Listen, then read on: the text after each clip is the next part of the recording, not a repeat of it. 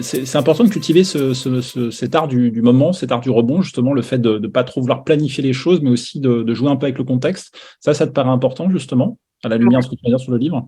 Énormément, énormément. J'étais absolument pas comme ça avant. Moi, j'étais du genre à tout planifier, contrôle fric à fond. Et puis le Covid est arrivé et en fait, moi, ça a été bénéfique pour moi dans ce sens-là parce que j'ai appris à ne plus rien planifier. C'est-à-dire que là, ça fait que 3-4 mois que je recommence à planifier des vacances, des dîners, etc. Avant, je ne planifiais plus rien. J'étais au jour le jour. Et moi qui pensais que jamais de la vie je serais comme ça et que j'admirais les gens qui l'étaient parce que je me disais mais comment ils font pour être détendus? Moi, ça me crispait. Je me disais mais si j'ai pas tout planifié, comment on peut vivre quoi? Ce sont des aliens.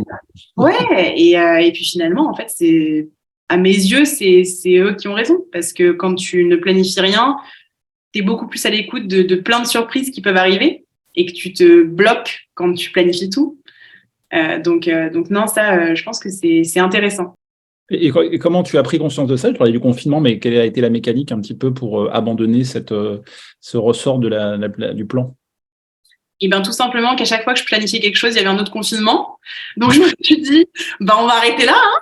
On va arrêter de se mettre des plans, des vacances de fou, etc.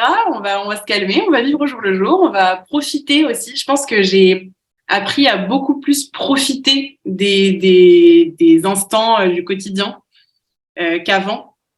Où j'avais juste hâte d'être au moment que j'avais planifié. Là, c'est plus vraiment le cas. Et ouais, ça change totalement d'état d'esprit.